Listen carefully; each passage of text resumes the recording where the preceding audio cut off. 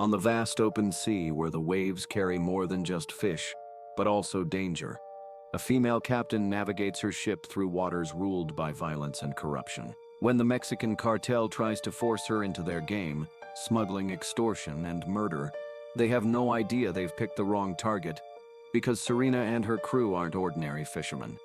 They are former Navy Special Forces, warriors of the ocean, and when backed into a corner, they fight without mercy. Before we dive in, let us know where you're tuning in from. If you love these stories, hit subscribe for more. On a warm, humid evening far off the coast, the lights of a single vessel glowed faintly against a moonlit horizon.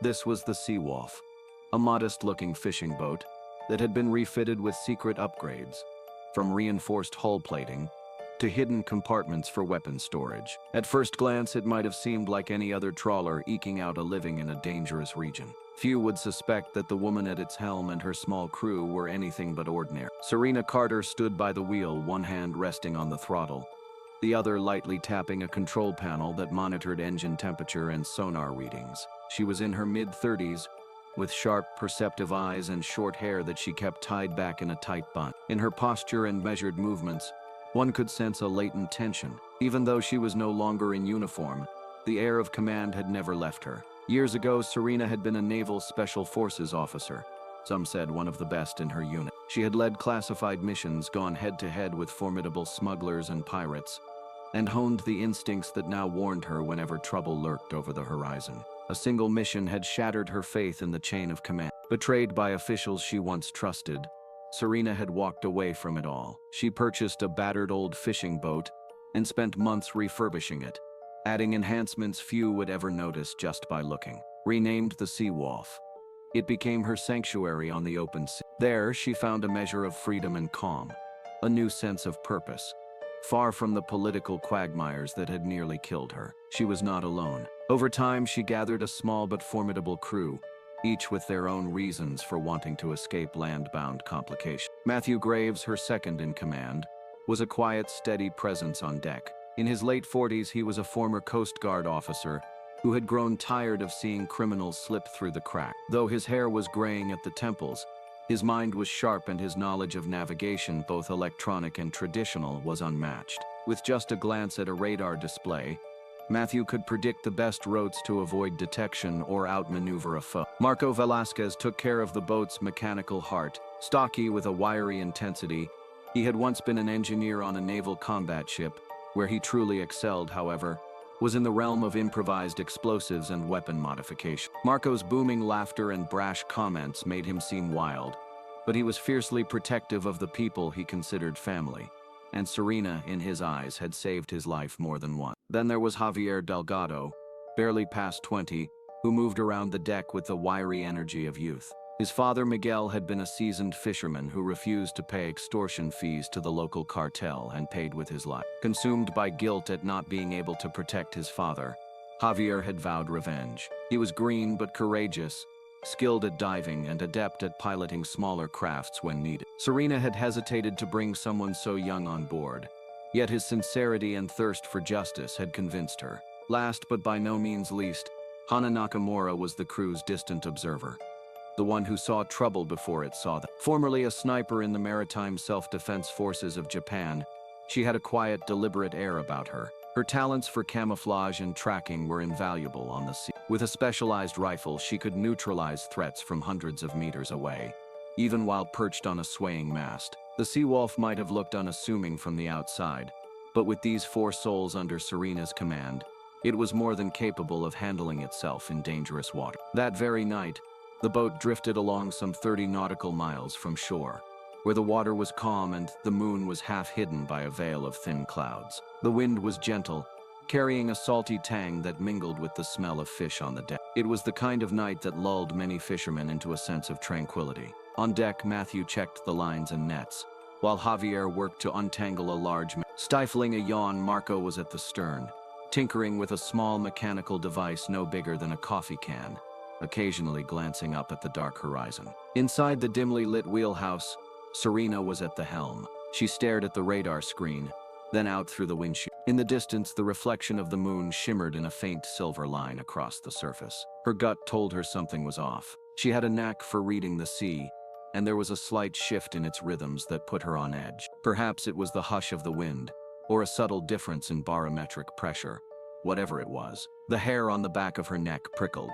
Stepping out into the night air, Serena let the breeze brush across her face. "Matthew," she called softly, "anything unusual on your end?" He glanced up from a chart. "All quiet." "Mias."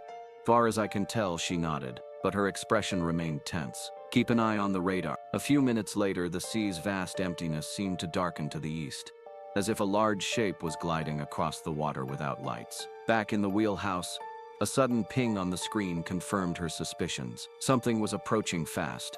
Serena tapped the console. "Marco." "Xavier, heads up. We have a contact moving in from the east." Her voice carried the crisp authority that years of command had ingrained. On deck, Javier squinted into the darkness while Marco switched off every unnecessary light, plunging the boat into near invisibility. The only illumination left was from the instrument panel and the faint glow of the moon above. That was when they saw it, a sleek vessel roaring toward them, small but bristling with potential weapon mounts. And then, out of the silent gloom, it came. A cartel speedboat. This region had fallen under the domination of a particular criminal empire, orchestrated by a ruthless figure named Rodrigo Salazar. One of Salazar's key lieutenants was Nico Herrera, a man known to be as cunning as he was cruel. This speedboat was no mere fishing craft. It was a predator, armed and manned by people who had no qualms about violence. Behind it, 3 more boats followed in formation, each presumably carrying 5 or 6 heavily armed men. Serena watched them fan out on the radar, forming a wide net around the Seawolf. She set her jaw. If these men intended to chase them, there was no immediate escape route but to go straight through their lines, and given the advanced weaponry she suspected they carried, that would be suicide if done carelessly. It didn't take long for the first threatening call to blare over a loudspeaker. Herrera's voice, cold and mocking, reverberated across the water. "Fishing boat, shut down your engines and prepare to be boarded. Captain Carter, we know who you are. You will follow our instructions or face the consequences." A flicker of annoyance crossed Serena's face at hearing her name. So it had come to this. They already knew her identity. "Damn," she murmured. "So much for anonymity." She grabbed the microphone of her shortwave radio, took a deep breath. "This is Captain Carter of the Seawolf. You have no jurisdiction here. State your business." A pause, then Herrera's voice again. "We have a business proposal. You will ferry some cargo for us, or you will never fish in these waters again. Do you understand?" Serena's eyes narrowed. "We're legitimate fishermen. We're not interested in smuggling or working with criminals." On the speedboat, Herrera let out a laugh that boomed across the night. "You don't get it, Captain. This is not a negotiation. You can either pay tribute to the cartel or do what we say. Refuse us, and trust me, you'll wish you'd never set foot on a boat." She pressed the transmit button, voice tight. "Then I guess we don't have much to talk about, do we?" Static crackled. Then Herrera's derisive snort. "Suit yourself. Men, surround them." As soon as he uttered the order, the 4 speedboats accelerated, fanning out in a well-practiced maneuver. Harsh beams of light swept over the Seawolf's deck, revealing every detail. The glow illuminated Marco's tense posture near the stern. Hana crouched behind the cabin with her rifle, and Javier gripping a handrail, eyes wide but steeled, up in the wheelhouse. Serena flicked switches, sounding a sharp klaxon that signaled her crew to brace. She had no intention of going quietly. "Captain," came Matthew's voice through the intercom. "We've got at least 4 50 cal machine guns among them, possibly rocket-propelled grenades. If they pin us down, we're finished." "I see it," Serena said quietly, adjusting the throttle. "We'll have to be smarter than they are." The high-intensity lights glared across the waves, and from her vantage, Hana could see men on the speedboats preparing some heavier ordnance. The muzzle of a launcher peeked from behind a figure wearing a black bandana. Her heart hammered in her chest, but she steadied her breathing, recalling the countless nights she'd done Overwatch for infiltration teams in far-flung conflict zones. "Hana," Serena's voice crackled in her earpiece. "Tell me what you see." "I see 1 RPG. Possibly 2 on separate vessels." "They're forming a pincer. If we stay still, they'll board us." "We need to break out," Serena grimaced. "All right, I'll draw them to starboard. Marco, be ready." In the gloom near the stern, Marco Velasquez hunched over what appeared to be a small metal cylinder rigged with wires. The object was, in fact, a makeshift sea mine he'd designed from spare parts and specialized explosives. He carefully double-checked the remote detonator. The tension etched into the lines of his face. He was well aware that a single slip could blow them all sky high. But if it worked, it would be the perfect tool to create an opening in the cartel's net. "Serena, everything's ready," he hissed into his radio. She gave the signal. Now, under the bright beams cast by the speedboats, it might have seemed like the Seawolf was paralyzed, a hapless fishing trawler about to become a prime example of cartel brutality. But in a single coordinated burst of movement, Marco shifted to the boat's edge and gently lowered the mine into the water. He then slid behind some crates, remote in hand, heart pounding. Herrera's speedboat closed in, twin outboard motors roaring. Inside the wheelhouse, Serena slammed the throttle forward, turning sharply to starboard in a dramatic arc. If everything went as planned, the lead speedboat would be drawn close to the spot where the mine floated just below the surface. Herrera's men, emboldened by what they perceived as a desperate flight, followed at full speed. The front of their hulls split the black water in a hail of foam. Then, without warning, a tremendous boom tore through the night. The surface of the water erupted into a fiery plume, catching the leading speedboat in the blast. The vessel lurched violently, capsized, and caught fire, illuminating the scene with a ghastly orange glare. The men on board flailed in the water as screams echoed in the darkness. On the Seawolf, shouts of triumph rang out. Marco couldn't help but grin in relief. His improvised sea mine had done its job, but their victory was fleeting as the other three speedboats recovered from the shock and roared in pursuit. The harsh glare of searchlights now swept even more frantically, seeking the cunning fishermen who had just wounded them. With the lead boat destroyed, Serena glimpsed a potential escape route. The region contained a maze of coral reefs known only to local fishermen. Years spent forging alliances with small fishing communities had given her knowledge of hidden passages and safe channels. She cut the wheel again, plunging into an area where the sea's surface shimmered with the faint outlines of submerged coral. It was a risk. One wrong turn could run them aground, but staying in open water guaranteed being outgunned. Matthew scrambled to the navigation console, quickly plotting a course on a portable chart. Heading 28 near. Serena nodded, pushing the engine to its limits. "All right, keep me posted on depth." Behind them, the second and third speedboats adjusted course, but their crews hesitated. Through night vision goggles, these cartel members could see the dangerous swirl of waves over jagged reefs. Yet Herrera's orders had been explicit. No matter the cost, they were to capture or kill Serena Carter. Xavier Delgado jumped onto the starboard walkway, unpinning a small smoke grenade from his belt. The youth's heart pounded in excitement and fear. He pulled the pin and lobbed it into the path behind them.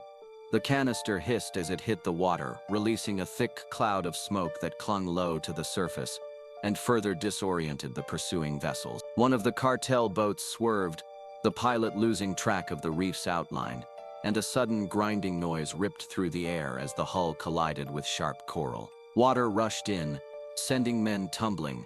The battered speedboat tilted, its engines screaming.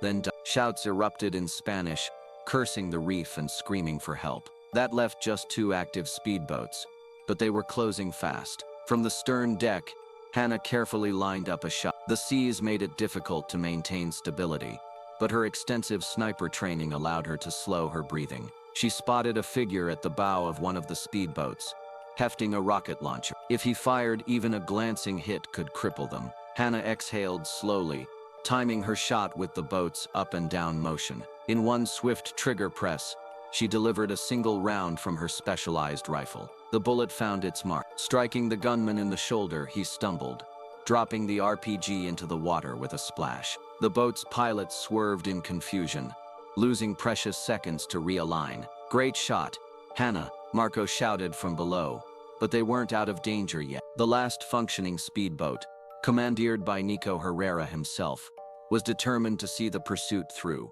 Herrera, whose face was twisted with rage, barked orders at his men to keep firing. Occasionally, muzzle flashes lit up the darkness as bullets whizzed past the Seawolf, some ricocheting off its reinforced plating. Serena knew the Seawolf was better protected than typical fishing boats, but it wasn't designed to withstand endless heavy fire.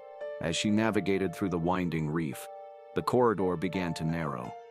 She glimpsed the coral heads rising just a meter or two beneath the surface. The ocean around them was frothing with the tide's push against the coral walls.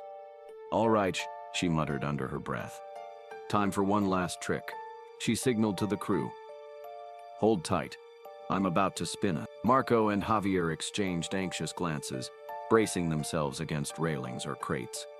A sudden shift of the throttle sent the Seawolf gliding. Then Serena jerked the helm to port in a sharp, daring maneuver. The boat's momentum caused a wave that hammered into Herrera's hull just as it tried to round the reef. The force of this artificial swell struck the speedboat's side, veering it off course. It spun wildly, crashing into the coral with a sickening crunch of fiberglass and metal. An exultant shout erupted from Javier as the Cartel boat ground to a halt, partially impaled by jagged coral. Sparks flew, and the hiss of water filling the hull indicated certain doom. Nico Herrera roared in frustration, exchanging gunfire with the Seawolf as it powered away into the open sea beyond the reef. Another bullet pinged off the deck near Marco's feet. But within seconds, the swirling blackness of the night swallowed them up. Freed from the ring of predators, the Seawolf shot out into deeper water, the engine humming with resilience, as the last echoes of gunfire subsided. The boat's deck was silent save for ragged breathing. Serena eased off the throttle once they were a safe distance away, and turned to inspect the damage. Miraculously, they'd sustained only minor scrapes on the hull. A few bullet holes peppered the cabin, but none had breached the vital components. The crew exchanged glances of relief. "Hell of a night," muttered Matthew, rubbing his temples. Marco nodded, adrenaline still rushing through him. "We got lucky those reefs were here. If we'd stayed in open water, they would have outgunned us." Hannah lowered her rifle, scanning the darkness. One boat destroyed by the mine, one stuck on the reef, another grounded, and the last one, Herrera's, also stranded. "They might still come for us, if they can get free." "Yes," Serena said grimly, "but we bought ourselves time. More importantly, we sent a message." A scowl settled on her face. She knew the Cartel wouldn't let this go. Herrera was vengeful, and had a direct line to Salazar. The next encounter might not be so easy to escape. Javier leaned against the rail, breathing heavily. He was young, but after that firefight, he felt older than his years. "So what now, Captain?" Serena studied the horizon. The moon had slipped behind a cloud, and the stars glinted faintly overhead. "For tonight, we disappear," she answered. "We'll find a safe place to lay low, fix any damage, and plan our next move. Because if the Cartel wants a war, we can't just keep running." Silently, she guided the Seawolf farther into the darkness, beyond the reach of Herrera's battered fleet. The water shimmered behind them, dotted with the wreckage and debris from the battle. Each member of the crew felt a tumult of emotions: relief, fear, and a kind of grim anticipation for whatever would come next. They'd clashed with the Cartel's enforcers and lived to tell the tale, but they all knew this was only the beginning. Elsewhere, on a stranded speedboat pinned against a coral outcrop, Nico Herrera raged amidst the wreckage, with half his men wounded or scattered. He grabbed a radio and spat out curses in Spanish, swearing that Serena Carter would pay dearly for humiliating him. For Serena and her crew, the real war was about to begin. The sea, once a refuge of solace, would soon become a battleground, where every wave carried the possibility of death. And so the Seawolf sped onward, bound together by loyalty and grit, each of them determined to face whatever storms lay ahead, be they from nature's wrath or the unstoppable wrath of the Cartel they had just defied. The aftermath of the fierce battle with the Cartel still lingered in the minds of Serena Carter and her crew. The Seawolf had escaped Nico Herrera's ambush, but not unscathed. Bullet holes marked the cabin, and a few shards of shrapnel had lodged themselves in the aft bulkhead. While the damage wasn't catastrophic, the psychological weight of the conflict remained. That night, after patching the worst of the leaks, they steered the Seawolf away from well-traveled routes, heading toward a secluded cove to wait for dawn. By daybreak, the water was calm, reflecting a soft pink and gold sky. Serena stood on the deck, arms crossed, surveying the horizon. The ocean's stillness belied the tension thrumming beneath the surface of her thoughts. They had challenged the Cartel and won a skirmish, but she knew all too well that a single victory would not topple Rodrigo Salazar's empire. Gathering information about this powerful enemy became her top priority. Captain, Matthew Graves said quietly, stepping up beside her. We can't fight blind. We need intel, contacts, or any kind of inside lead on how Salazar moves his goods and enforces his will. She nodded. I have someone in mind. He calls himself a retired smuggler these days. You mean Raul Cortez? Marco Velasquez asked, poking his head out of the engine room. He had overheard their conversation. I've heard stories about it. People say he was once the biggest smuggler in these waters before he decided to go straight. Serena half smiled. That's the rumor. Whether he's truly reformed or just lying low, I don't know. But I do know one thing. He hates Salazar, and that's reason enough to pay him a visit. Thus, their next destination was set, Raul Cortez's harbor, a small fishing port tucked away in a lesser-known bay. The approach to that harbor was seldom used by larger vessels, which suited them perfectly. After a few hours of careful navigation, they spotted a modest coastline. Among the old jetties and scattered wooden piers, a small cluster of buildings formed the so-called port. It was more of a makeshift fishing camp than an official harbor. But rumor had it that deals of all sorts were quietly negotiated in its hidden corner. Serena guided the Seawolf toward an empty berth. Weathered fishermen glanced their way with undisguised curiosity. The mere sight of their boat bristling with subtle reinforcements, plate patches, unusual antenna arrays, suggested it wasn't an ordinary trawler. Yet no one made a move to greet them. This was a place where people learned not to ask too many questions. Before heading ashore, the crew did a quick inspection of the hull. While Marco performed repairs, Javier Delgado checked the line. With the moorings secured, Serena and Matthew prepared to leave the boat under Hannah's watchful eye. I'll stay aboard, Hannah said in her typically subdued tone. No telling who might want to sabotage us. If anyone tries anything, I'll let you know. Her gaze swept the harbor, taking in every detail. A fisherman unloading crates of shrimp, a group of men muttering near a stack of empty barrels, a kid rummaging for leftover fish scraps. She missed nothing. Stay sharp, Serena replied. We'll be back soon. The sun beat down on the creaky wooden pier as Serena and Matthew made their way inland. They passed a few huts selling dried fish and homemade fishing lures. Children ran barefoot across the uneven planks, laughing and splashing in the shallow. Beyond the immediate shoreline stood a makeshift tavern, a ramshackle structure patched together with corrugated metal and rotting wood. Its sign, half peeling off, proclaimed it to be El Faro, or the lighthouse, though it certainly didn't look like one. Inside, the air was thick with odors of stale beer, tobacco, and the sweat of men who spent long hours at sea. A handful of patrons sat hunched over mugs or small plates of fried calamari. Behind the counter, a lean figure with graying hair and a deep scar slanting across his cheek wiped glasses with a rag. He glanced up at Serena with the wariness of someone who recognized trouble when it walked in. You Serena Carter? He asked in a gruff voice, though not unfriendly. I heard you might show up. She inclined her head. Depends on who's asking.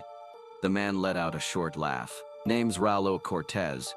He gestured toward a side table. Come on, let's talk somewhere quiet. Serena and Matthew followed him to a corner where a few battered chairs were arranged around a makeshift table. Cortez rummaged under the bar and pulled out a dusty bottle of rum, along with 3 shot glasses. After pouring, he motioned for them to sit. You've been busy, he said, a hint of amusement in his tone. Word travels fast around these parts. People say you had a run-in with Nico Herrera. Blew up one of his boats, left him stranded on a reef. Bold move, she shrugged. We defended ourselves. Didn't have much choice. Cortez raised an eyebrow. No argument here.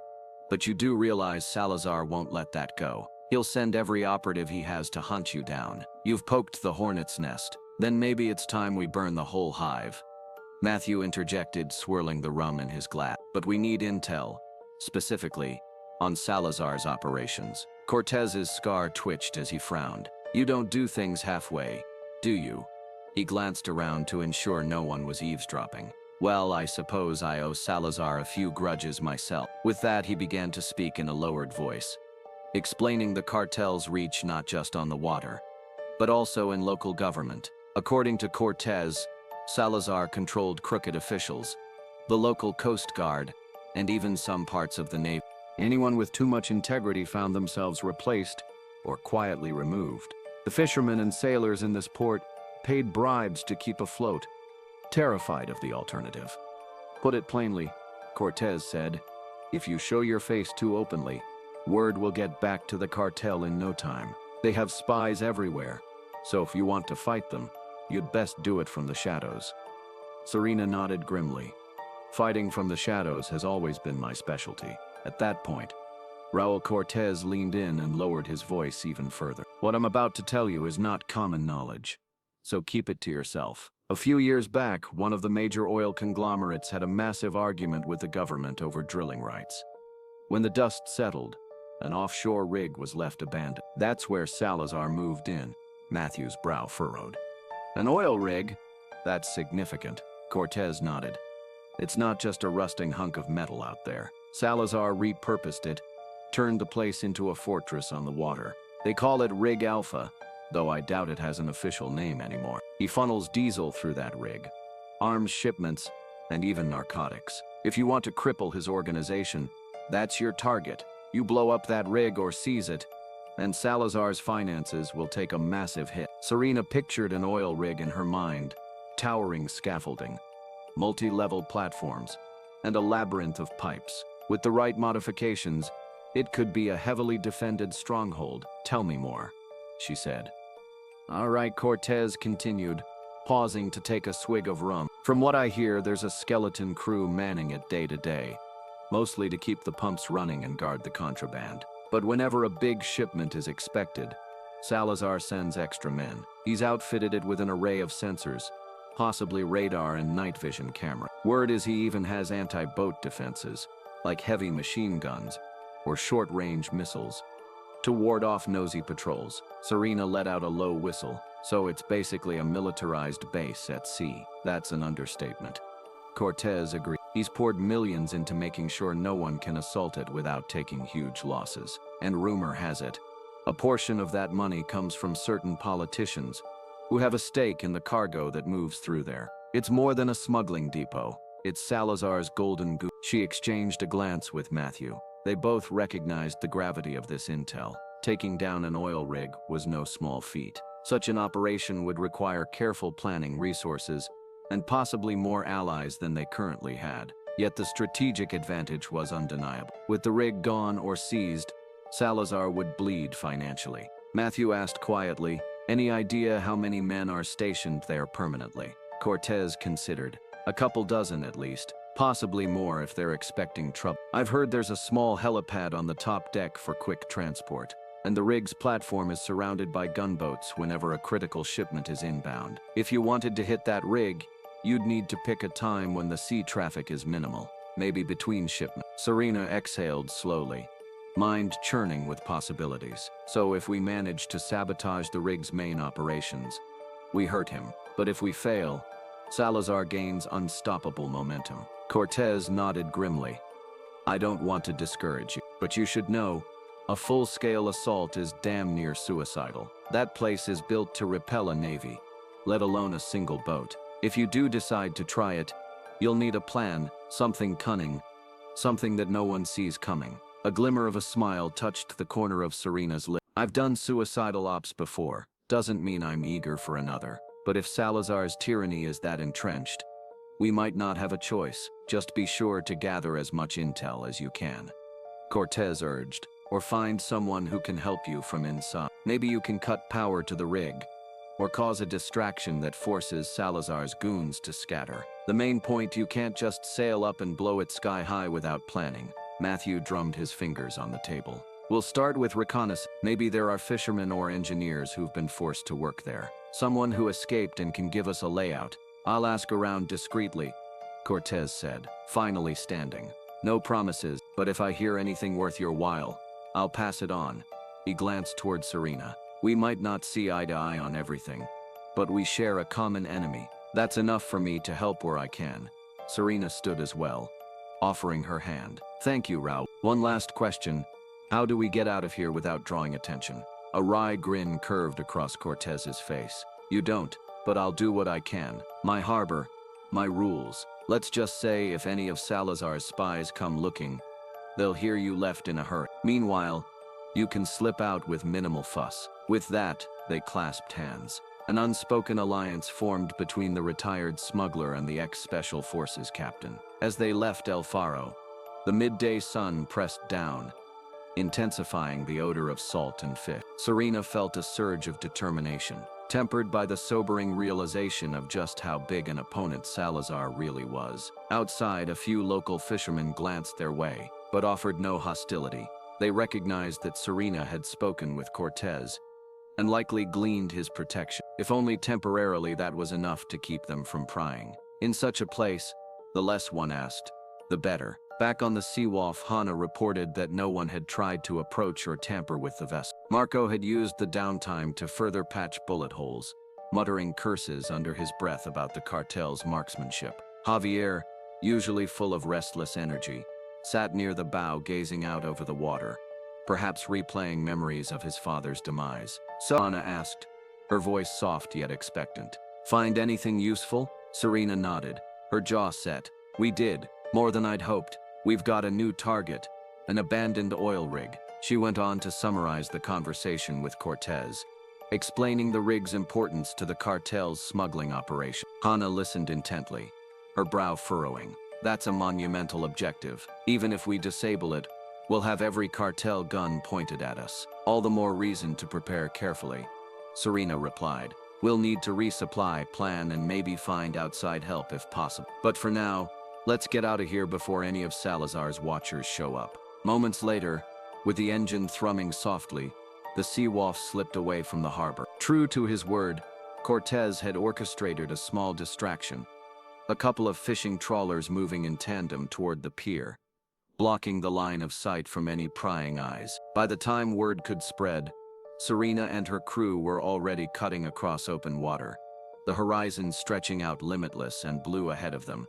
Yet the weight of that horizon felt heavier than before. Behind it lay the dark shape of a hostile rig, guarded by men who would shoot them on sight. But also behind it lay the hope of crippling Salazar's dominion. If they succeeded, they could free countless fishermen from extortion. If they failed, they would disappear beneath the waves without a trace. Sometimes, Serena thought, the difference between success and failure is just how far you're willing to push yourself. She exhaled, letting the sea breeze calm her mind. "We have a job to do." But it took 2 days for the Seawolf to navigate toward a more neutral patch of ocean near international waters, a region rumored to host a large fuel station that remained, at least publicly, non-aligned with the cartel. Officially, the station served cargo ships and lawful fishing vessels.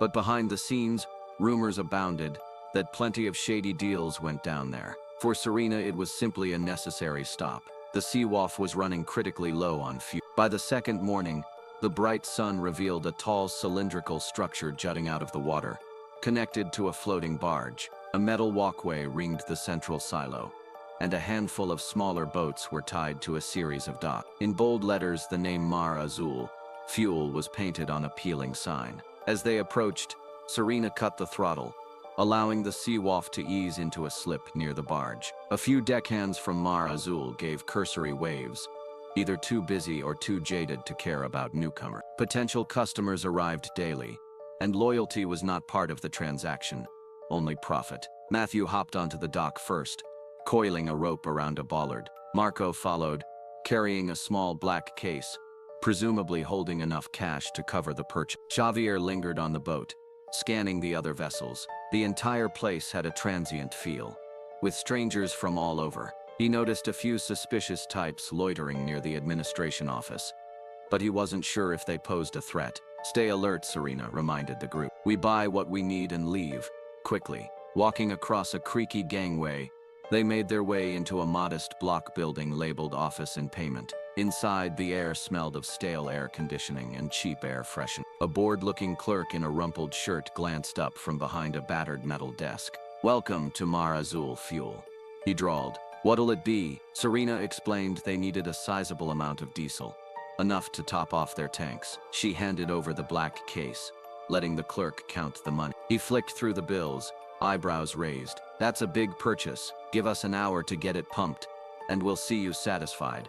She eyed him carefully. "We appreciate efficiency." With that, she pivoted and left the office, Matthew and Marco trailing behind. So far, no sign of trouble, but her instincts remained on high alert. Outside, a faint metallic clank echoed from behind a row of shipping containers. The swirling wind carried the smell of salt and engine oil. At the far end of the barge, half hidden behind a forklift, stood a tall man in an unbuttoned shirt, arms folded across his chest. A thick mustache and gold chain gave him a roguish appearance. He watched them with a predatory curiosity. As Serena locked eyes with him momentarily, he offered a slow grin that didn't reach his eyes. "Keep moving," she muttered to her companions. They returned to the Seawolf slip, intending to wait there while the station crew fueled the boat. But just as they rounded the corner, the tall man stepped forward, blocking their path. Carlos Montoya was his name. Serena recognized him from a half-forgotten briefing she'd once read. Rumor said he was a pirate-turned-mercenary, sometimes in Salazar's employ, though never openly declaring loyalties. He flashed a white-toothed smile. "You must be Serena Carter," he said, voice oozing with mock politeness. She halted, glancing discreetly around. "Who's asking?" Montoya chuckled. Now, don't be coy. Word travels fast. Heard you're giving the cartel a headache." He tapped a battered name badge pinned ironically to his shirt. "I run a side business here. Some call it a protection service. See, around these parts, everyone pays a little something to me, or to the cartel. Let's call it a tax for, peaceful operations." Marco bristled at his tone. "We're not paying a damn bribe." "Easy," Montoya said, with a shrug. "No one said bribe. Let's call it a fee for security. You wouldn't want your precious fishing boat to sink, would you?" At that moment, two rough-looking men emerged from behind the shipping containers, each brandishing firearms. Another stood at the top of a short flight of steps leading to the main deck. Serena could see how quickly they'd become outnumbered if a gunfight broke out right there on the barge. Summoning a calm, she'd honed in special ops. She met Montoya's gaze. "We have no interest in conflict," she said steadily. "Just fuel. Take your cut from the station's profits if you must, but leave us out of it." Montoya shook his head, clicking his tongue. "If only it were that simple. I have overhead men to pay, a reputation to uphold. Let's say you give me double the normal rate for fuel, and we'll call it even." His grin hardened. "Otherwise, I can't guarantee your safety here." Matthew tensed. "Threatening us in broad daylight. Not wise." "It's not a threat," Montoya replied silkily. "Just the way business is done." "So what'll it be, Captain Carter?" Serena considered the risk. If they refused outright, Montoya might start a fight that would leave the Seawolf vulnerable. Yet paying him extortion money wasn't an appealing option. She recognized that nod. It meant he had a plan, likely involving an explosive or a crafty diversion. "Yes, you do that, but don't take too long." Returning to the Seawolf, they found Javier waiting anxiously on deck. "Who were those men?" he whispered. "Bad news," Marco muttered, then shot a look at Serena. "We can't stay idle. If Montoya suspects we won't pay, he'll strike first." She nodded. "We need to be ready. Everyone to stations. If we can get the fuel quietly, we do so. If not," she trailed off, checking her sidearm. "We'll fight." Moments later, a dock hand rolled a hose onto the barge to begin pumping diesel into the Seawolf's tank. The watery glug-glug sound provided a tense backdrop. By now, Montoya had summoned a second boat, presumably filled with more armed men. They hovered about 50 yards off the barge, a watchful presence in the water. The entire station took on an air of foreboding, as though the slightest spark would ignite a full-blown battle. Just as the fueling was nearly complete, Montoya appeared again, this time with half a dozen men. They strode purposefully along the dock, guns at the ready. Without preamble, they stepped onto the Seawolf's deck, ignoring a sharp protest from Javi. Serena realized they were cornered on their own vessel. "Oh, bien. All right, Carter," Montoya announced, scanning the boat's layout. "Decision time. Pay up or face the consequences." Hannah was perched on a ladder leading to the main mast. She quietly adjusted her vantage, rifle in hand. If Montoya gave the order to open fire, she intended to take down as many as possible in the first few seconds. But the deck was crowded, leaving little margin for error. One bullet in the wrong place could rupture the newly filled fuel tank. That would be catastrophic for everyone on board. Serena and Matthew stood near the central hatch, each with a hand casually resting on a concealed weapon. Marco hovered by the control panel for the water pumps. a cunning idea forming. He recalled that flipping a certain valve would release a high-pressure blast of water across the deck. If executed at the right moment, it could create chaos. Javier, though armed with only a sturdy fishing gaff, remained vigilant, positioning himself near the stern. Montoya, Serena said in a measured tone, "We don't want bloodshed. Let's handle this like professionals. Name your price. We'll see if we can't come to an understanding." He sneered. "The price just went up to triple the standard rate. Consider it interest for making me wait." He swung his gaze across the boat. "And if you so much as blink the wrong way, my boys will tear this place apart." A silent signal passed between Serena and her crew. She gave the barest nod. In an instant, Marco slammed the lever for the water pump. A powerful jet sprayed across the deck, catching Montoya's men off guard. They slipped on the slick surface, some tumbling into each other or losing their weapons as they slid. At that same moment, Serena drew her pistol in one fluid motion. Matthew lunged at the nearest thug, knocking him off balance. Javier swung the fishing gaff, hooking a second attacker by the leg and yanking hard. The man toppled with a startled curse, crashing into a row of crates. Hannah, perched atop the mast, took aim at a cartel gunman who'd managed to keep his footing. One clean shot, and he crumpled instantly. Montoya snarled, floundering on the wet deck. "Kill them," he bellowed, trying to level his pistol at Serena. But the swirling water had him on his knees. Two more men raced in from the dock. Hearing the commotion, they jumped onto the boat.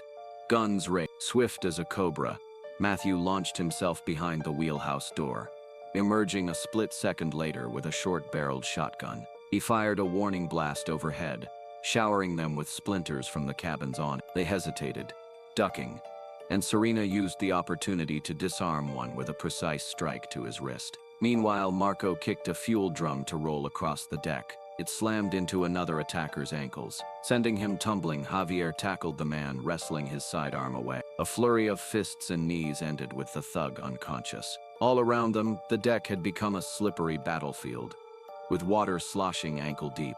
Montoya, growling in frustration, tried again to shoot Serena, but Hannah's vantage gave her a clear angle. She snapped off a shot that grazed his hand. He roared, the gun clattering from his grasp. Blood trickled down his fingers. Gasping, he staggered to his feet, eyes wild with fury.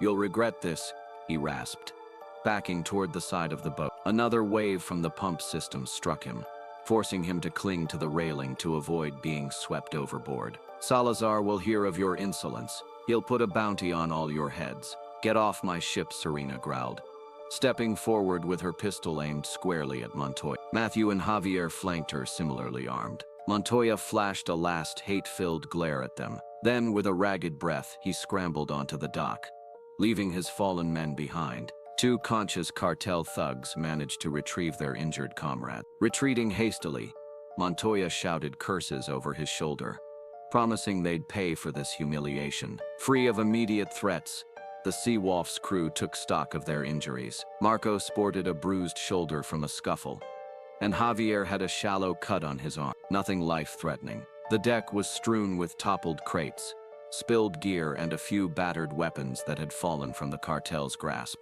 "Let's get out of here," Serena commanded. "We have enough fuel. Montoya and his goons will regroup fast." She looked to Matthew, who nodded and hurried to the helm. Hannah climbed down from her perch, scanning the shoreline for any sign of reinforcements. One last time, an engine roared from a small powerboat. Montoya's men had moored behind a container. For a tense moment, it seemed they might give chase. But the men, still rattled and outnumbered, chose not to board. Instead, the powerboat peeled away, leaving a trail of white foam in its wake. Clearly, they planned to inform Salazar of everything that had transpired. Within minutes, the Seawolf slipped its moorings and sped off into open water. Smoke lingered from a single tear gas canister that had been thrown onto the dock.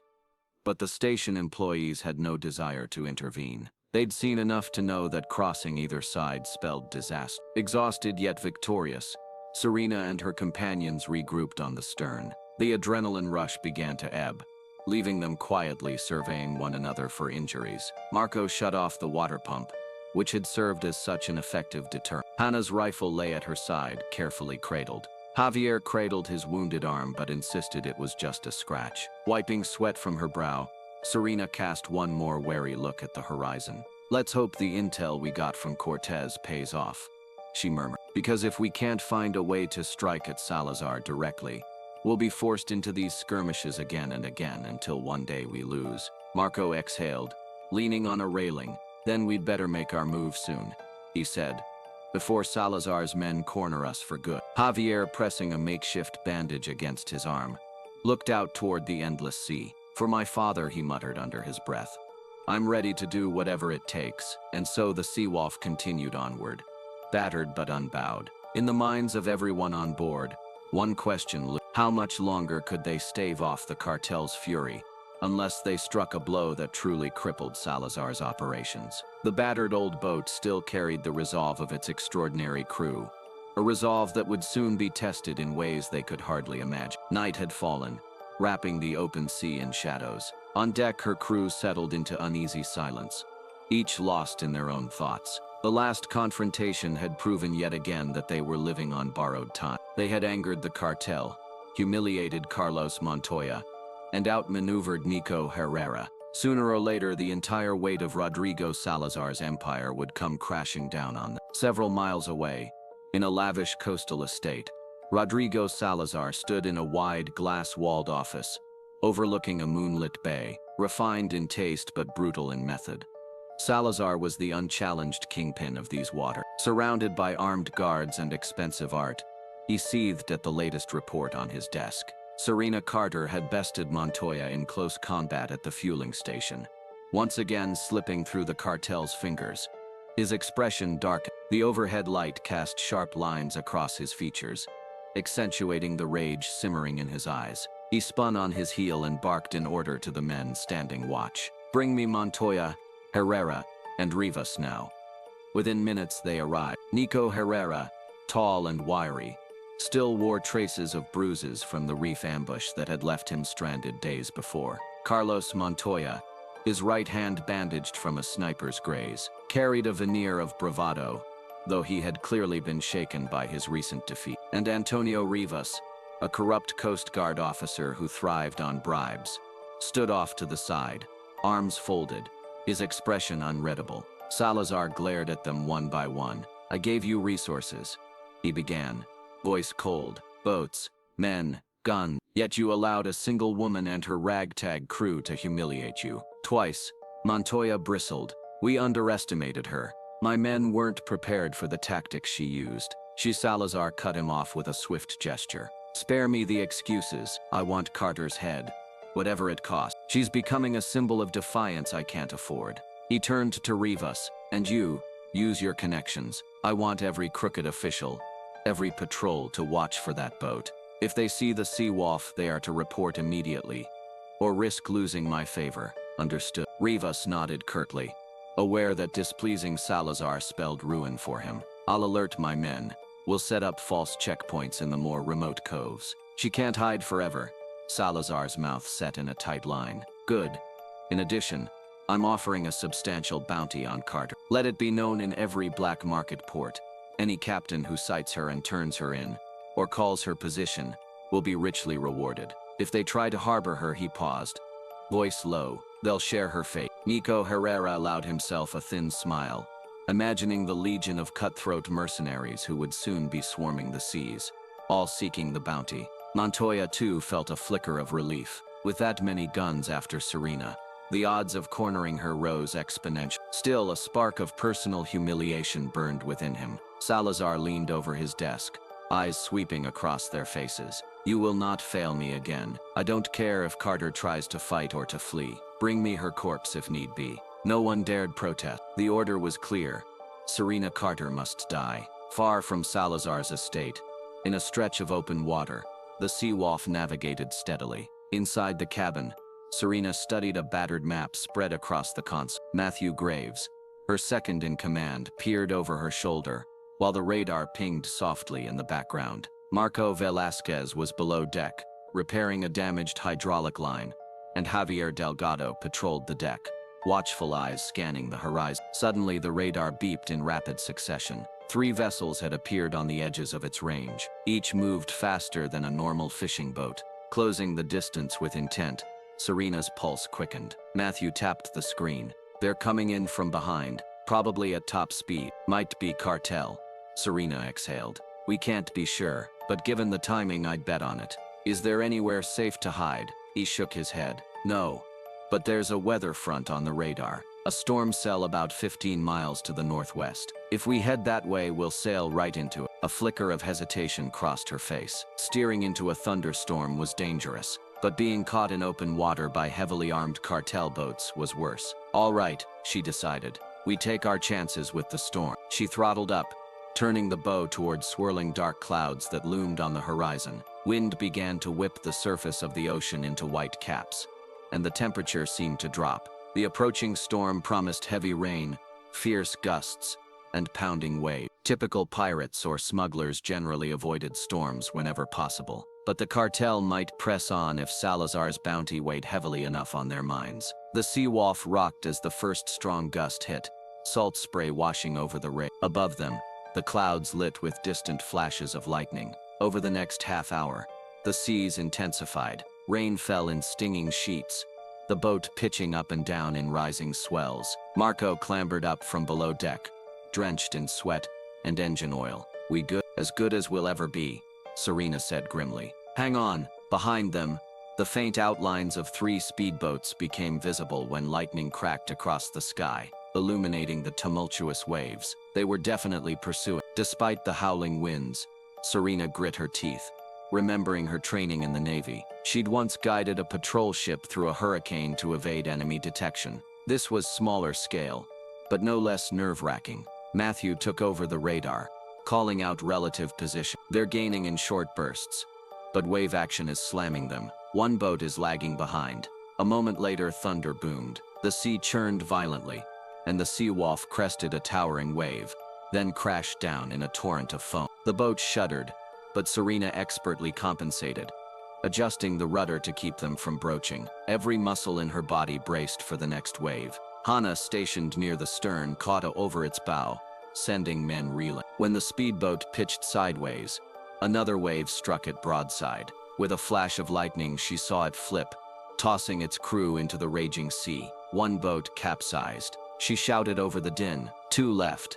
Javier nodded, wiping salt water from his eye. They'll regret chasing us in this storm. Serena steered deeper into the weather system, using decades-old naval maneuvers. Each time a wave threatened to pitch them sideways, she angled the bow or stern just enough to keep afloat. The cartel boats, less experienced in rough seas, fought to maintain speed. One launched a burst of gunfire in a desperate attempt to disable the Seawolf, but the bullets flew wide in the swirling gusts. Lightning illuminated the chaotic scene again. One of the speedboats had drawn too close, struggling to keep pace. Taking advantage of a momentary lull in the wind, Hana and Javier fired a volley of shots. Through the sheets of rain, it was difficult to see if they landed any hit. Then a massive wave rose between them, cutting off line of sight. Focus on staying afloat, Serena called. We're almost through the worst of it. Sure enough, after what felt like an eternity of fighting wind and wave, the storm began to abate.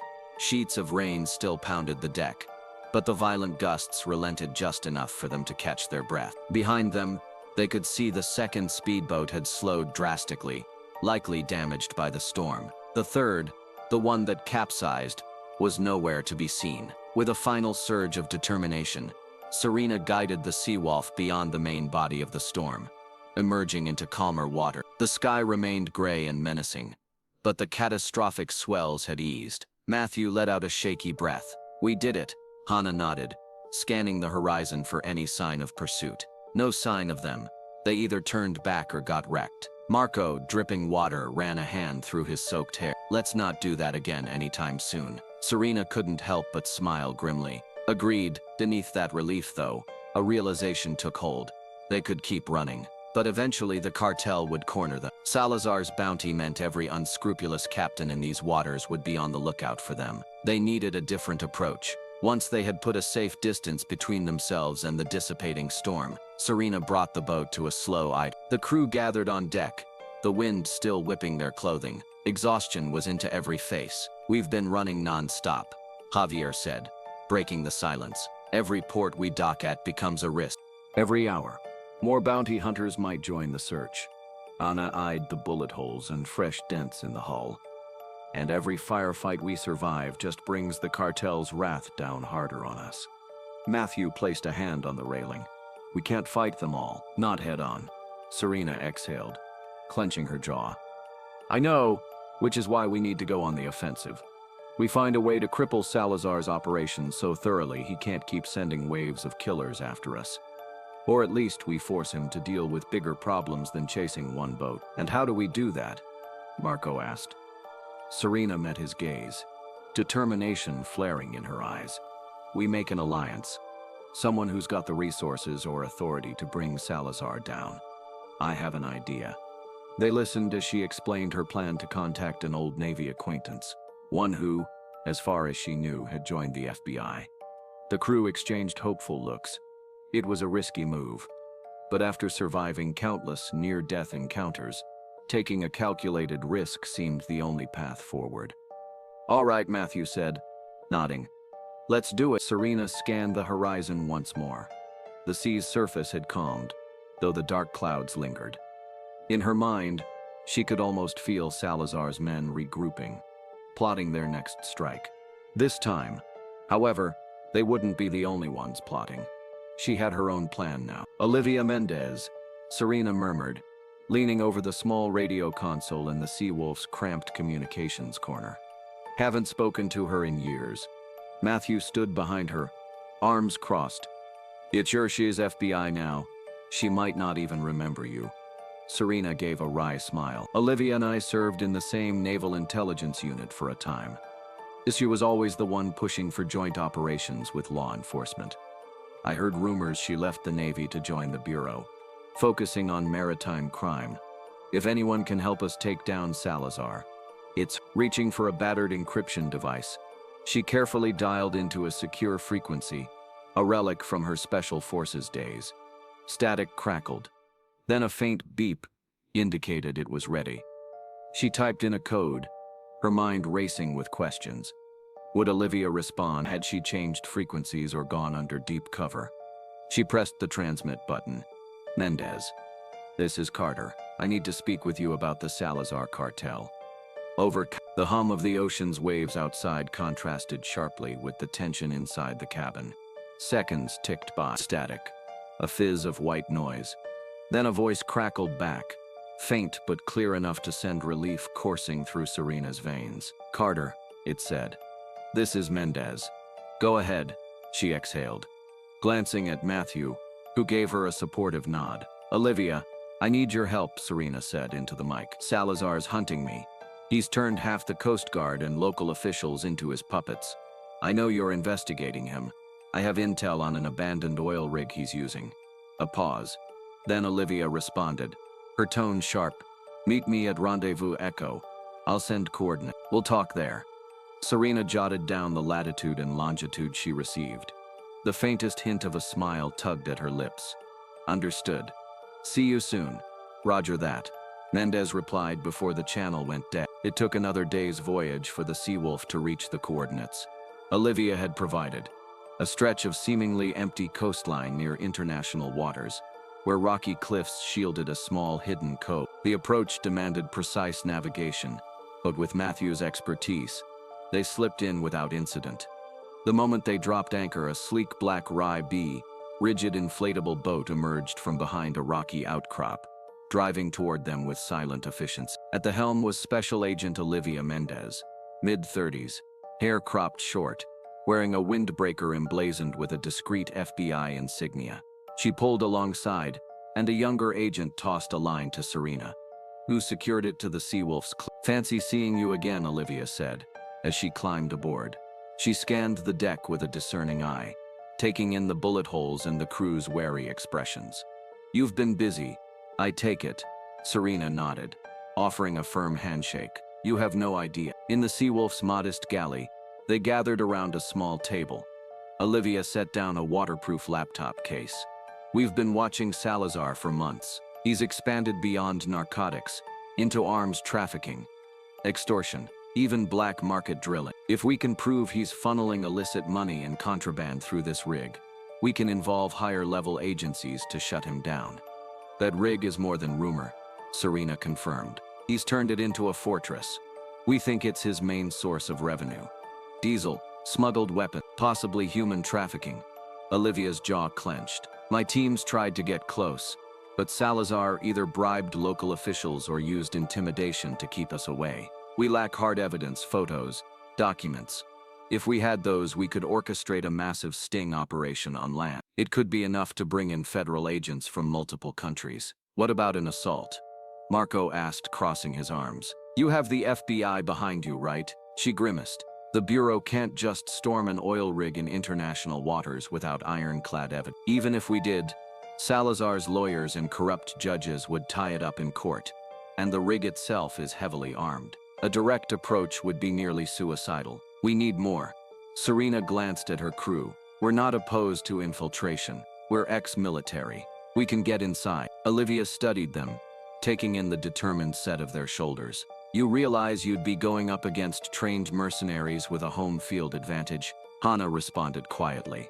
We've faced worse. If that's what it takes to stop Salazar, we'll do it. A moment of tense silence passed. Then Olivia opened her laptop, revealing a digital map dotted with red markers around the rig's approximate location. All right, my team can supply some specialized gear, night vision goggles, encrypted comms, maybe a few surprises. If you can gather evidence, files, videos, anything that ties Salazar to large-scale crimes, we'll be ready to arrest him on land. We'll freeze his assets, intercept his shipments, everything. Matthew leaned forward. How do we get him on land? Once we blow up his rig or sabotage it, he'll either flee or hunker down. That's where my plan comes in, Olivia said. Clicking through images, Salazar's finances rely on certain banks and front companies. The moment we have proof, we shut those down. We put out an international warrant, so he can't safely leave the region by plane or official ports. He might be forced to come ashore to salvage what's left of his operations. That's when we strike. Serena nodded slowly. So we're to hit the rig, gather what we can, cripple his revenue, and push him into a corner. That's how we end this. A sense of purpose settled over the group. It was dangerous, yes, but also a chance to do more than run. A chance to fight back with actual government backing, instead of perpetual cat-and-mouse games. Agreed, said Serena. We'll plan the assault.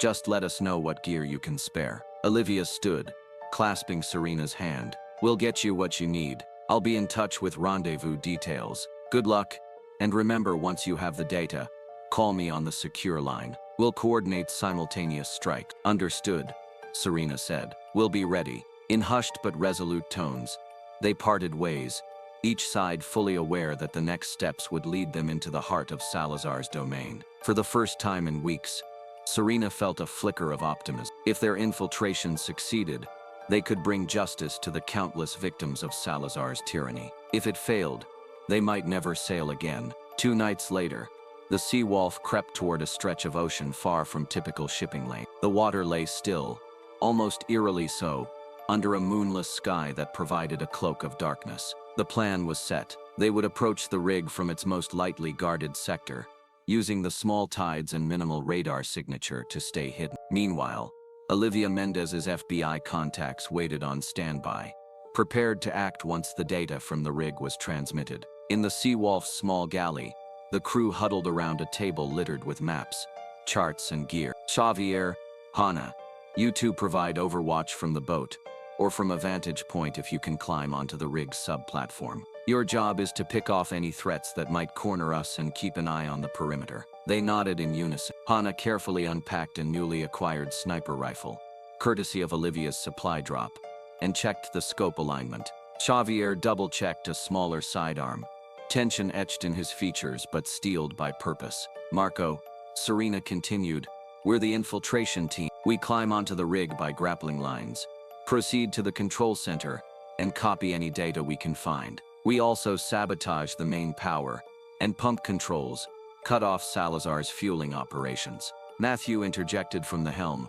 I'll keep the Seawolf close but out of direct line of fire. If everything goes to plan, I can be your extraction. If it all goes south, He trailed off, letting the possibility hang in the air. Serena placed a hand on his shoulder. Let's hope we don't need that contingency. But if we do, you know what to do. They divided the specialized gear: night vision goggles, ballistic vests, a handful of shaped charges. Olivia's men had also provided a secure satellite uplink device for transmitting the evidence once they had it in hand. As they neared the rig, the silhouette of its towering scaffolding emerged from the darkness, ringed by sporadic lights. Even from a distance, one could see lights glimmering across multiple levels, signs of an active operation. Looming pipes and catwalks formed a labyrinth of steel. For Salazar, this was his greatest asset. For Serena and her crew, it was the ultimate challenge. "All right," she whispered, adrenaline surging. "Showtime. Stay sharp, everyone." The initial boarding proved to be the trickiest part. Quietly, the Seawolf sidled up to the rig's southwestern leg, where the lighting was minimal. Under the cover of darkness, Serena and Marco tossed grappling hooks up onto a catwalk. The clang of metal on steel echoed faintly. Heart pounding, Serena ascended the rope first, her gloved hands moving with practiced efficiency. Marco followed close behind. Above them, a narrow catwalk led to an access hatch. Meanwhile, on the Seawolf's deck, Hannah and Javier kept watch, rifles at the ready.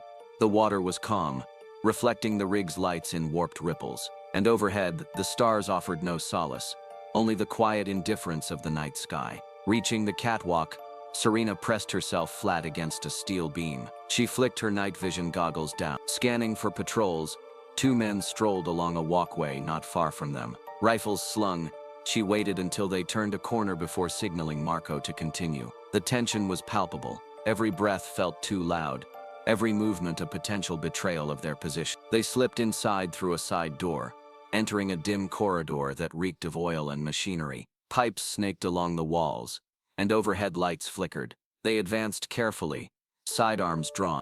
A few flights of stairs later, they reached a small control room. Through its plexiglass windows, Serena glimpsed multiple screens displaying readouts for diesel reserves, drilling operations, albeit heavily modified to pump fuel, not oil, and security cameras. "Bingo," Marco whispered. "We find the main server. We can copy the files. Then we blow this place." Just as they stepped into the room, a startled technician looked up, mouth open to shout an alarm. Serena lunged, clamping a hand over his mouth and dragging him back. Marco pressed a pistol to the man's temple. "Quiet," he hissed, eyes wide in terror. The technician nodded, trembling. Serena spotted a row of computer monitors. She quickly inserted a USB-like device, one provided by Olivia's FBI connection, into the main terminal. It began copying data at a snail's pace. She flicked her gaze to the door. "We don't have long before someone checks on him." Meanwhile, outside in the corridor, heavy footfalls echoed. Marco cursed under his breath. "We've got company." Shots rang out. Bullets whizzed through the thin walls, one smashing a control panel in a shower of sparks. Serena ducked, grabbing the technician and pulling him down behind a console. With a deft move, Marco rolled a small flashbang into the corridor. A bang and flash of light erupted, followed by shouts of panic. They seized the moment, returning fire through the partially open door. Loud cracks reverberated in the confined space, muzzle flashes lighting up the corridor. Serena glimpsed at least 5 armed men, maybe more, all in the standard black garb of cartel enforcers. She shot one in the chest, and he collapsed with a grunt. Marco nailed another in the shoulder, forcing him back around the corner. "Server at 40%, Serena muttered, seeing the copying progress on screen. "We have to hold this position until it finishes." Back outside, near the base of the rig, the Seawolf hovered at a safe distance. Anna perched on the boat's upper structure for a vantage point, spotted movement on an open walkway, several levels above where Serena and Marco had entered. "We have tangos on the upper deck," she whispered to Javier, who lay prone beside her with a scoped rifle. The distant flashes of muzzle fire gave away the enforcers' positions. Tana exhaled, steadied her aim, and pulled the trigger. One enforcer dropped, his body slumping over a railing. Javier did the same to a second figure, sending him tumbling out of sight. The suppressed rifle shots echoed faintly, but the resulting chaos above was evident. Panicked shadows rushed to find cover. Inside the control room, Serena could feel the tide turning, for better or worse. More footsteps pounded up the corridor, but the flashbang's effect lingered, leaving some enforcers disoriented. Marco fired short bursts from behind a console, pinning them down.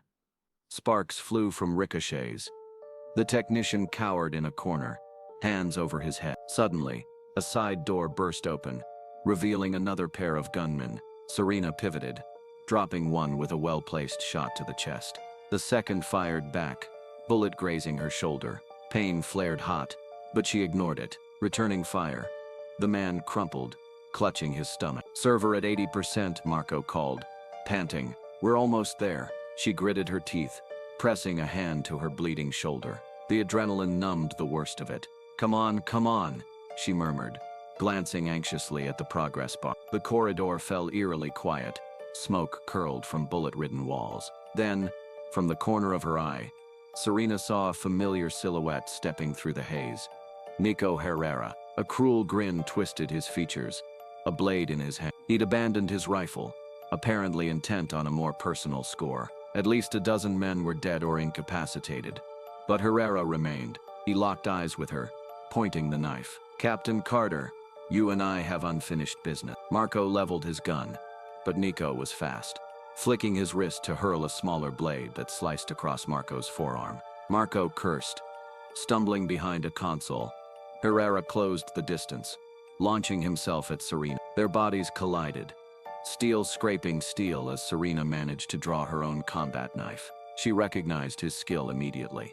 He wasn't just a thug, he'd had training. Slashes and parries clashed in the flickering light of the damaged control panel. The technician whimpered, retreating further into a corner. Herrera's eyes burned with fury. "You cost me men, money, and my reputation. After I'm through with you, I'll burn your boat to ashes." Serena clenched her jaw, ignoring the throbbing in her shoulder. She deflected his next strike, twisting her hips to angle him away from the console. "Too bad you won't live long enough to see that." They locked in a struggle, knives pressed between them, each trying to force the other's blade aside. A savage overhead slash from Herrera nearly found purchase, but Serena pivoted, hooking a foot behind his ankle. He stumbled, and she drove her knife at his chest. He deflected it at the last moment, the blade scoring a line across his ribs.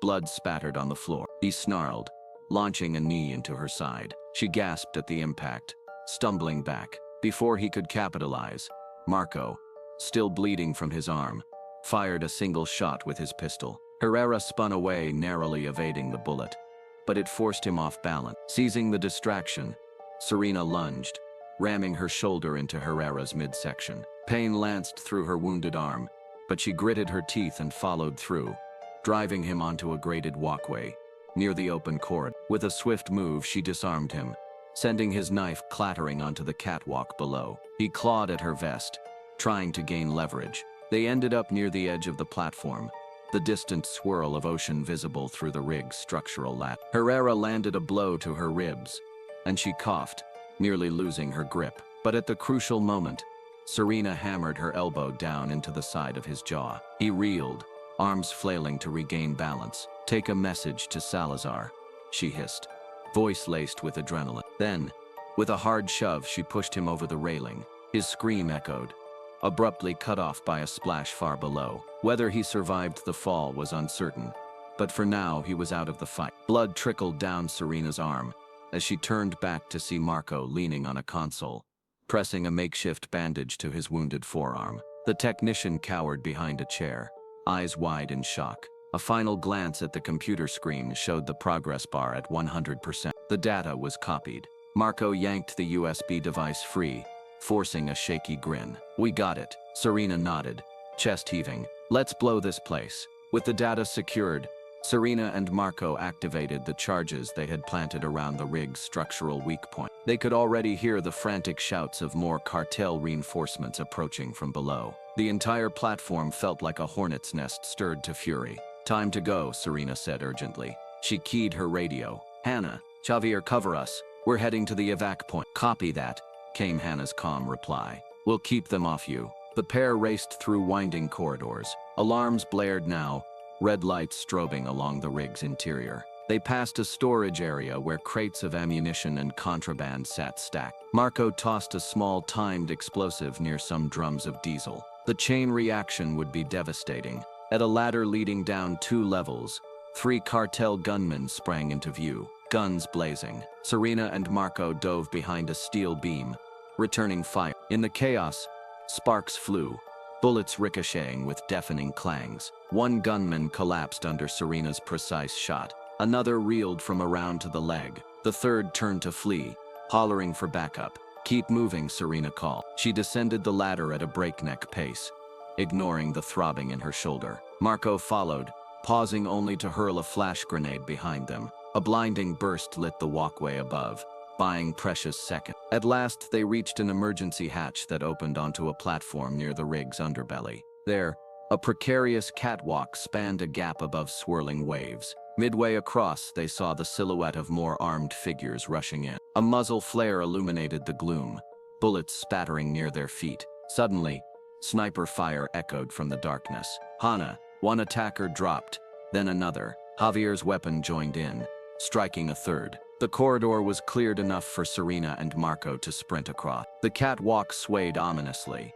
but they made it to the rig's outer scaffolding, hooking onto the same rope lines they'd used to board. Far below, the Seawolf bobbed, engine idling. Matthew revved the throttle as soon as he spotted them. "Hurry," he yelled, voice snatched by the wind. One by one, they slid down the ropes, crashing onto the deck. Serena nearly collapsed in relief, while Marco let out a shaky laugh. "We did it," bullets pinged off the rig's steel above them, the enforcers launching a desperate last stand. Javier and Hana unleashed covering fire from the boat, forcing the cartel to duck. Meanwhile, Matthew pulled away, accelerating into the open water. Alarms still howled across the structure, and the rig's searchlights cast wild beams over the ocean's surface. "Charge set for 2 minutes," Marco shouted, checking his watch. Serena keyed her radio once more, switching to a frequency for Olivia Mendez. "We have the data." Activating the uplink now, she attached the specialized device to a console in the Seawolf's cabin. Within seconds, it began transmitting the stolen rig files to the FBI's secure satellite channel. She then collapsed into a seat, wincing at her shoulder. Marco stripped off her vest to apply field dressing to the wound. Ahead, the ocean was dark, except for the swirl of the rig's reflection behind them. A hush fell upon the crew, tension pulsing. Then, abruptly, a colossal explosion rocked the night. Fire erupted from the rig's main deck, plumes of flame shooting skyward. The steel superstructure groaned, crumbling under the force. A second blast followed, ripping through the platform supports. A towering column of smoke and sparks lit the clouds, turning the black sky a hellish orange. On the Seawolf, the crew watched in awe and apprehension. The shock waves sent ripples across the water, buffeting the boat. Chunks of debris splashed down, hissing as they hit the sea. The rig's lights flickered, then died. More explosions detonated in chain reaction, likely from stored munitions and fuel. It was a spectacle of raw destruction, and the total annihilation of Salazar's precious asset. Sitting at the console, Serena panted, scanning the horizon for any sign of pursuing ships. Nothing but darkness. She allowed herself a fleeting grin of triumph. "We got what we came for," Matthew exhaled. "Salazar's going to be furious, but with that rig gone, he's lost a fortune. He can't operate the same way." Hana, peering through a scope, confirmed no immediate threats behind them. "Seems we're in the clear for now." Just then, the secure channel crackled to life. Olivia Mendez's voice came through, laced with excitement. "We're receiving the data. This is incredible. All the shipping manifests, financial records. Perfect. Sit tight. We'll handle the rest on land. Salazar won't be able to dodge this." Serena nodded, though Olivia couldn't see her. "We'll keep mobile in case there's any blowback at sea. Good luck on your end." Turning off the radio, she gazed at her crew. They were battered, some bleeding, all exhausted but alive. Xavier, leaning on the rail, stared at the roiling inferno that had once been a fortress of oppression. "It's beautiful, in a way," he murmured. To see them burn, Marco gave a somber chuckle. "Let's just hope Salazar burns with them." Yet even as they glided away, they knew the cartel boss was likely nowhere near the rig. Still, this blow would cripple his finances, break his hold on major smuggling routes, and force him to scramble precisely what they needed. On land, in his opulent estate, Rodrigo Salazar watched the live drone feed in growing horror. The oil rig he had poured millions into had become a molten wreck. Streams of panicked communications poured in from his men. Total chaos. Countless casualties. No salvage possible. Salazar's jaw clenched, fists trembling. How did this happen? He hissed. No one dared answer. In the corner, Montoya and Rivas exchanged terrified looks. They knew whose fury would be unleashed next. Salazar slammed his fist onto a side table, sending a half-finished glass of whiskey clattering to the floor. Serena Carter did this. He growled. She dared destroy everything I built. If I don't kill her myself, this entire empire might crumble. I can't allow that. He turned to his cowering underlings. Voice lethal. Find her. The news was worse than even Salazar realized. Bank accounts frozen. Front companies exposed. Shipping routes seized. The FBI, aided by international cooperation, had begun a massive crackdown, citing the evidence leaked from the rig's servers. His empire truly was crumbling, and all because of one determined woman and her makeshift crew. He gritted his teeth, vowing that if he went down, he would do so in a blaze of vengeance. Back at sea, Serena Carter and her companions pressed on into the night. Battered but resolute, the rig's destruction glowed on the horizon, casting one final orange flare before fading into the darkness. Each crew member carried the burden of countless close calls. Yet they also felt hope. If the FBI's sweep succeeded, they might finally find peace. If Salazar regrouped, the war might continue. But at least now, the odds were in their favor. Let's keep moving, Serena said softly, cradling her injured shoulder. We'll treat our wounds and stay on the run until we hear from Olivia. This time, we might have turned the tide for good. No one replied immediately, but a quiet determination spread among them. The ocean beckoned, stretching vast and unknowable. For this night, at least, they had carved out a victory that would echo through every wave, and though Salazar would undoubtedly rage, the Seawolf sailed onward, free under the moonlit sky, a flicker of defiance against the darkness threatening to drown them all. The flickering light of a shattered chandelier cast warped shadows across the lavish interior of Rodrigo Salazar's coastal estate. The once pristine marble floor was littered with shards of glass from a whiskey tumbler he had flung in a fit of rage. Salazar himself stood rigid at the large bay windows overlooking the dark ocean, his knuckles white as he clutched the edge of a table. Outside, the moonlit waves mocked him, an endless expanse that had swallowed his fortune and his pride. Ever since Serena Carter and her crew destroyed the offshore rig, Salazar's empire had cracked at the foundations. Bank accounts were frozen, front companies exposed, and entire smuggling routes compromised. His reputation for invincibility, built up over years of terror, was in tatter. The FBI, emboldened by the data Serena had stolen, coordinated raids across multiple ports. And yet, if Salazar still controlled one thing, it was fear. He refused to let the name Serena Carter become a symbol of defiance.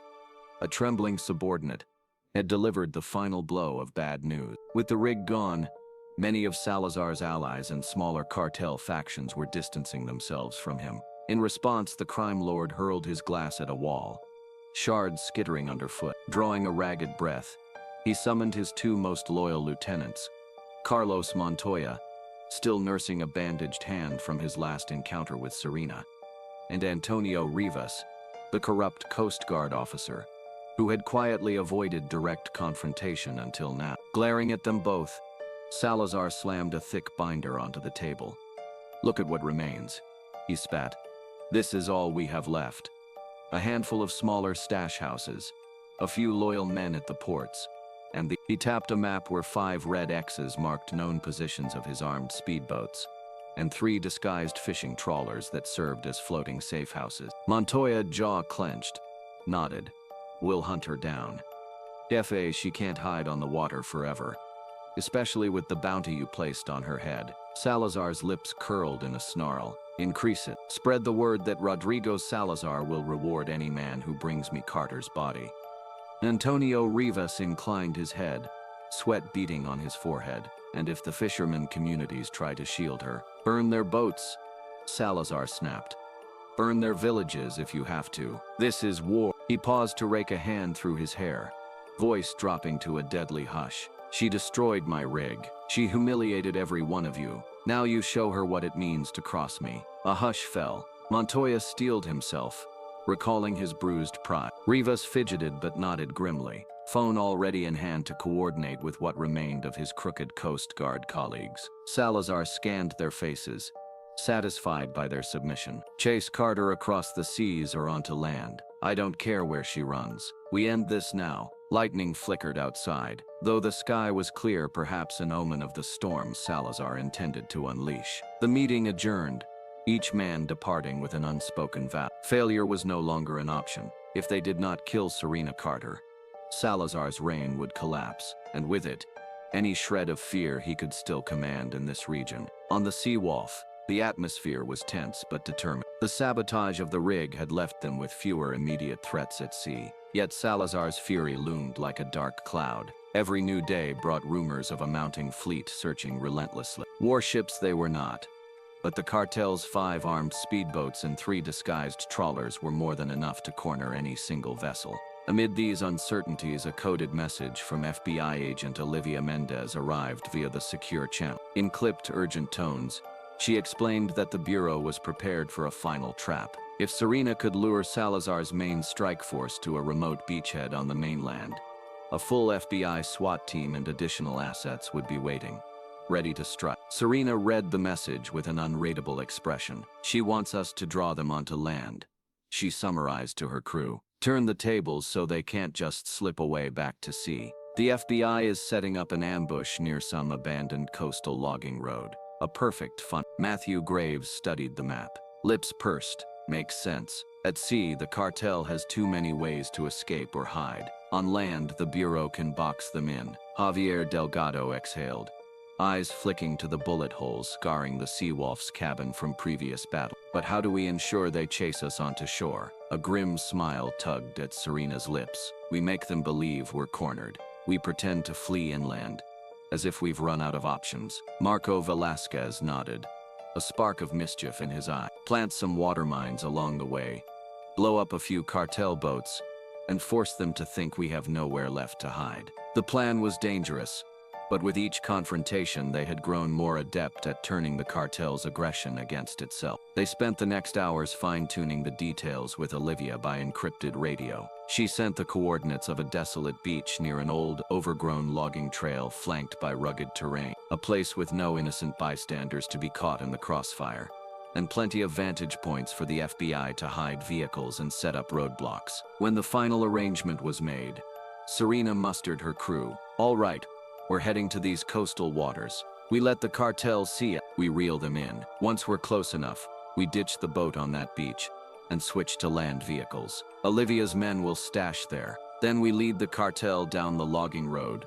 right into the FBI's hands. Hana Nakamura shouldered her rifle. It could get blood. It already has, Serena said softly, letting the reality sink in. But this is the best chance we have to finish Salazar before he kills more innocent people. Let's do it. The Seawolf turned its prow toward the mainland, hearts in the crew pounding with the knowledge that this final act would be the deadliest yet. High above, gulls traced lazy arcs in the sky, oblivious to the violent confrontation about to unfold on the shores below. The late afternoon sun gleamed on the waves as the Seawolf cruised toward the designated coastal area. From a distance, one might mistake it for a normal fishing vessel, returning to port. But the tension on its deck told a different story. Every pair of eyes scanned the horizon, searching for the cartel's approach. They didn't have to wait long. A roiling wake appeared on the water behind them, 3 armed speedboats forging ahead, with 2 more trailing in the distance. On the horizon, the shapes of larger trawlers were barely visible, no doubt brimming with more gunmen. The game was on. Serena frowned at the radar readout. They're definitely after us. This is it. Matthew took the helm, accelerating so the cartel would see the Seawolf was trying to flee. The coastline loomed closer, rocky cliffs plunging into the sea, giving way to a narrow strip of sand. Beyond it lay thick, scraggly forest with a dirt road that snaked inland, exactly the funnel Olivia had described. Let's make a show of it, Marco said, gripping a small remote. I'll drop a couple of underwater charges behind us. That'll keep them on edge. A moment later, a muted blast rumbled from astern. A plume of water shot up, forcing one speedboat to veer sharply. Over the Seawolf's radio, scattered curses in Spanish crackled from the cartel's open channel. Outraged that they'd nearly been hit, gunshots followed, bullets whizzing overhead. The Seawolf's reinforced plating deflected a few rounds with dull clangs. Steady, Serena hissed. They were almost at the beach. The sand came into view, and the tide was high enough to allow them to run the Seawolf aground gently. With a jarring thud, the hull scraped onto the sandbar. On deck, the crew sprang into action, each grabbing essential gear. They had to be quick, for the cartel's boats were already circling in for a closer approach. Javier leapt onto the beach first, rifle slung over his shoulder. Hana followed, scanning the cliffs for any vantage points from which the cartel might fire. Marco hurried down the makeshift plank with a duffel bag of explosives. Serena was last, stopping only to secure the engine, ensuring the cartel couldn't easily seize the Seawolf for themselves if the tide rose. Within moments, the cartel's speedboats roared into the shallows, engines snarling. Men jumped off the bows, brandishing rifles and shouting orders. Some directed gunfire at the retreating figures of Serena and her crew. The beach exploded in a frenzy of sand and muzzle flashes. A battered pickup truck and an SUV, left earlier by the FBI, waited behind a small dune. Serena and her people sprinted for them, bullets kicking up puffs of grit at their feet. Matthew tossed a grenade behind them, the blast forcing the cartel to dive for cover. Then they piled into the vehicles. Hana took the driver's seat of the SUV, with Javier in the passenger seat, rifles braced. Serena, Matthew and Marco scrambled into the pickup truck. Both engines roared to life, spitting gravel as they sped inland. Behind them, dozens of cartel fighters surged onto the sand, cursing and firing wildly. Within minutes, the cartel's own jeeps and SUVs rolled off their trawlers' hidden ramps, giving chase. The battered coastline receded into the rearview mirrors, replaced by a winding dirt path leading into thick undergrowth. Dust billowed as the vehicles kicked into high gear. The chase that ensued was nothing short of harrowing. The narrow trail forced everyone to drive single file, weaving through battered trees and potholes. Low-hanging branches slapped at windshields. The entire convoy rattled from the rough terrain. Gunfire flared in sporadic bursts. Montoya himself, driving an armored SUV near the front of the cartel's line, barked orders into a radio, demanding they close the gap. Serena leaned out the pickup window, returning fire with a compact rifle. She managed to pop a tire on one cartel SUV, sending it careening off into a shallow ravine. Screams echoed as it flipped, smoke rising. Meanwhile, from the second row of seats, Marco lobbed tear gas grenades behind them to hamper the pursuer. In the second vehicle, Hana drifted around a sharp bend, the tires skidding on loose gravel. Javier rolled down his window and fired carefully at the front grille of an approaching truck. The engine block clanked, sputtered, then died, leaving that truck behind. Still, plenty of cartel vehicles remained, surging forward with fearless aggression. Soon they reached a partial clearing where an old logging track branched off. The terrain dipped, forming a natural bowl. "This must be the funnel," Hana muttered. Olivia said the FBI would be waiting beyond that ridge, but the cartel was too close for comfort. Montoya's SUV raced up beside them, muzzle flashes tearing at the passenger side door. Javier ducked, a bullet whining off the metal. Up ahead, Serena's pickup jerked violently as Matthew swerved to dodge a fallen tree. The entire convoy threatened to slam into each other at high speed. Sensing the plan might unravel, Serena grabbed the radio. "Marco, do it. We need more time," he nodded, pressing a detonator. A chain of buried mines hidden by the FBI erupted along one side of the track. Two cartel trucks vanished in a cacophony of fire and twisted metal. Shrapnel rained down, forcing Montoya's SUV to brake hard. It was chaos and carnage. Black smoke roiled. Men shouted in rage or pain, and the thick stench of burning rubber filled the air. The path behind the Seawolf's vehicles now bristled with flames, isolating them from the bulk of the cartel. A handful of determined SUVs managed to bypass the wreckage on a side route, continuing the chase. With a sudden hairpin turn, Serena veered onto a narrower forest road that ended abruptly in a rocky outcrop. A dead end, or so it seemed. "Here's where we make our stand," she muttered, eyes flashing with resolve. Her pickup screeched to a stop, the SUV with Hana and Javier pulling up alongside. Everyone jumped out, taking cover behind boulders and the vehicles themselves. The air crackled with tension. Within moments, the rumble of Cartel engines approached, echoing off the trees. Montoya's lead SUV appeared first, battered but functional, followed by two more pickups bristling with armed men. Montoya stepped out, furious eyes locked on Serena. End of the line. Carter, he roared, leveling an assault rifle. Nowhere left to run. Bullets erupted again, sending bark and gravel flying. Serena, pinned behind a cluster of rocks, returned sporadic fire. The cartel advanced relentlessly, confident they had trapped their prey, exactly as planned. Suddenly, the howl of helicopters cut through the gunfire. Powerful searchlights lit the area, bathing the scene in harsh white beams. Montoya and his men shielded their eyes. From every direction, black-clad figures emerged.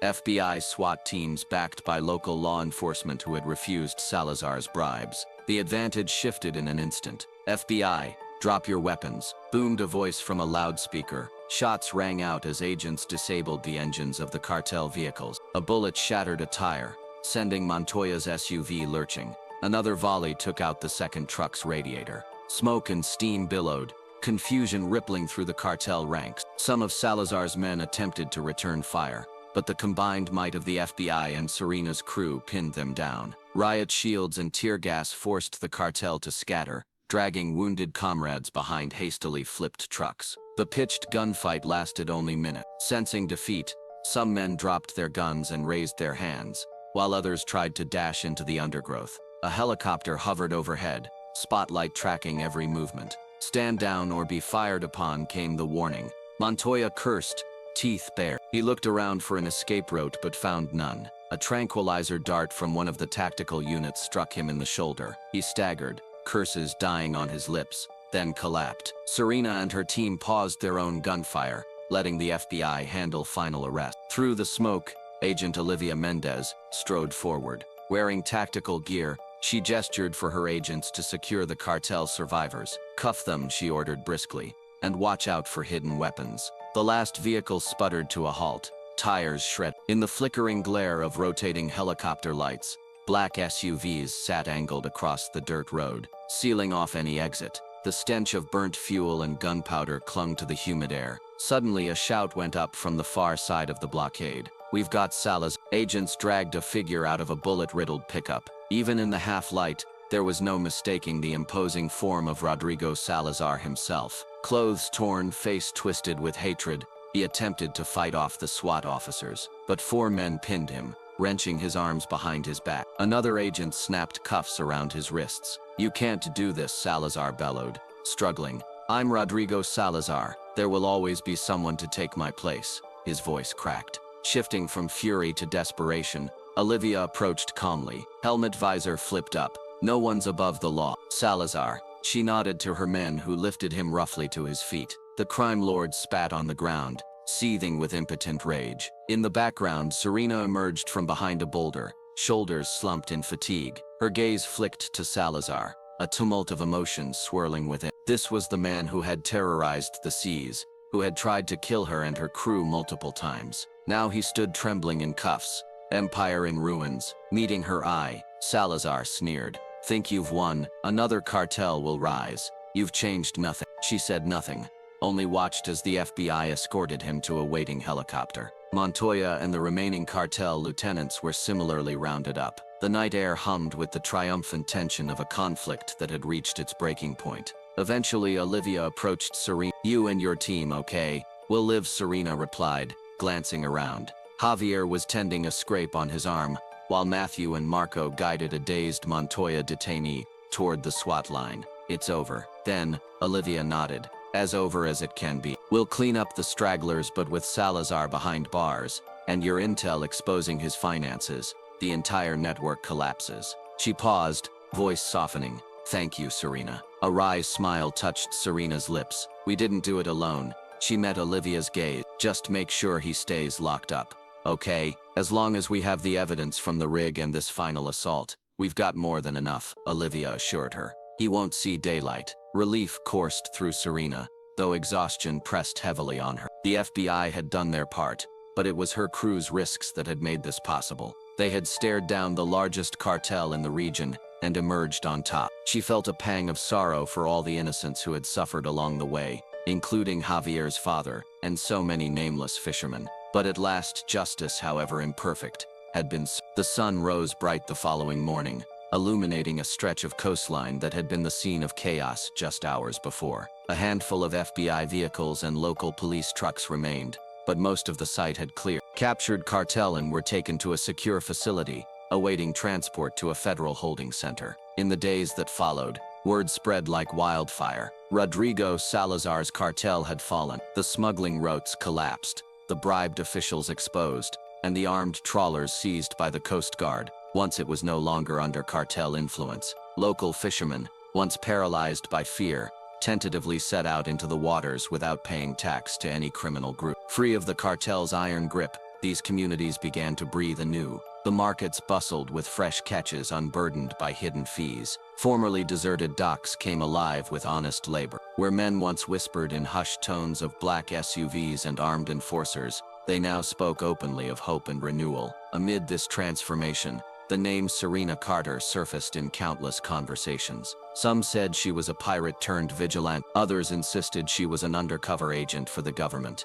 But the truth was simpler. A former naval officer who had fought for her own survival and, along the way, freed an entire region from oppression. The newly reformed Coast Guard, purged of crooked officers like Antonio Rivas, patrolled the sea with a sense of purpose. Freed from corruption, they worked alongside local fishermen to maintain order, scanning the horizon for any sign of renegade faction. Those cartel survivors who hadn't been captured slunk into the shadows or fled the region entirely. Local authorities invited Serena to official ceremonies praising her bravery, but she demurred. Fame and medals were never her goal. She stayed on the fringes, patching up the bullet holes in the Seawolf, ensuring her crew was paid and safe. Whenever well-wishers tried to shower them with gratitude or gifts, Serena politely redirected attention to the fishermen who had endured so much. In a small harborside celebration, a group of villagers insisted on naming a new fishing pier after her. Even that felt surreal, as if the last tumultuous weeks had been both unstoppable and ephemeral,